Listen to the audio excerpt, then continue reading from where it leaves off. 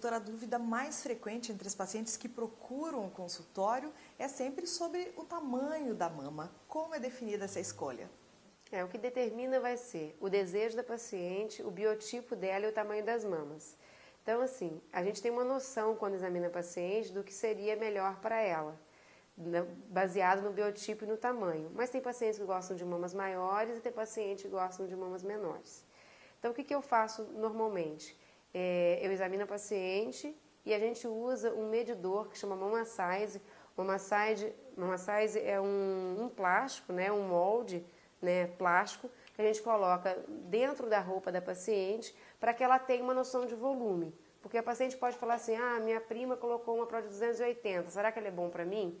Então, assim, o Mama Size, ele vai dar um volume dentro daquele corpo baseado no início daquela mama.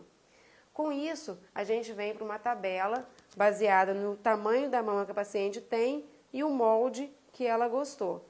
E aí a gente chega num meio termo entre o tamanho da mama que ela quer. Então, se ela tem uma mama tamanho 40 e gostou do molde 48, significa que ela deseja uma prótese em torno de 355. Então, com isso, a paciente tem uma noção desse volume e não fica nesse achismo, tá?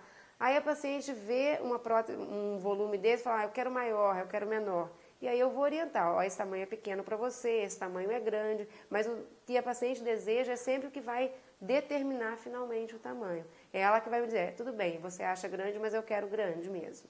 Então, quem vai determinar finalmente é a paciente, baseado nesses artifícios que a gente dá para ela durante a consulta. Então, a nossa tecnologia brasileira está bem avançada. Tem uma empresa brasileira na qual eu trabalho, com a qual eu trabalho, que tem uma grande variedade de modelos e de textura, de tamanhos, de projeções, que nos oferece essa variedade, facilitando a escolha por parte do paciente. De uma maneira geral, eu utilizo as próteses redondas, né? E as redondas, elas têm 3 tipos de projeção, perfil baixo, perfil alto, perfil extra alto. Eu habitualmente utilizo as extra altos, porque o paciente ele deseja sempre mais projeção, principalmente no polo superior. Colocando a extra alto, eu tenho mais projeção sem necessariamente exagerar tanto no tamanho. Agora, para as pacientes que precisam tirar a pele... É recomendada a troca periódica das próteses? Antigamente, a maioria das empresas dizia que tinha que trocar a prótese a cada 10 anos. Isso caiu por terra. O que nós fazemos hoje em dia é observar as mamas. Então, o paciente operou, dali 1 ano faz uma ultrassonografia, dali 2 anos outra ultrassonografia. Se tiver na idade de fazer mamografia, pode fazer o exame. Então, nós vamos acompanhando clinicamente, através do exame físico e através dos exames de imagem.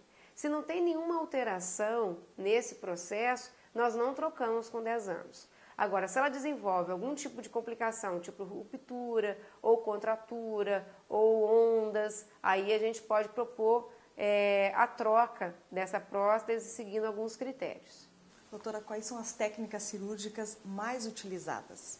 A gente tem basicamente 3 planos para colocar a prótese. Atrás da glândula mamária, tá? Que eu acredito que seja a técnica que é mais utilizada a nível de Brasil. A técnica subfacial, que é uma técnica pouco difundida, que é a que eu realizo. A prótese é colocada atrás da face muscular, ou seja, você descola a camada que fica bem em cima do músculo e coloca a prótese nessa região. Isso me dá um pouquinho mais de firmeza e não pesa tanto a glândula, portanto a mama não cai com muita rapidez. Então eu consigo um resultado mais duradouro, tá? Sem colocar embaixo do músculo, que é uma técnica um pouco mais difícil. E embaixo do músculo, que é uma técnica que demanda um pouco mais de trabalho, que sangra um pouco mais e que mantém a prótese no lugar. Então, tardiamente, eu não gosto muito do resultado, porque se a mama cai, porque amamentou, porque envelheceu ou porque desenvolveu estrias, a prótese fica na mesma posição. Então, eu acho que a submuscular tem algumas indicações, eu não acho que o paciente primário deve ser submetido a submuscular. Então, eu utilizo subfacial. Dentro dessas técnicas cirúrgicas mais utilizadas, por onde a senhora prefere colocar a prótese?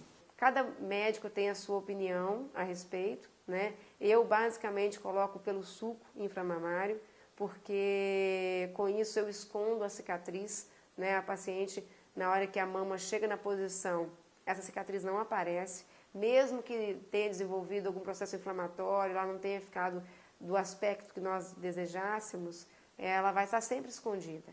Quanto tempo depois da cirurgia as mulheres podem praticar algum tipo de exercício físico, dirigir e até mesmo tomar banho de sol? 30 dias ela não pode levantar o braço, pegar peso. Dirigir normalmente eu libero em torno de 7 a 10 dias. Vai depender de como ela está, se ela está se sentindo bem, está se sentindo à vontade. Aí a gente vai liberando os movimentos devagar.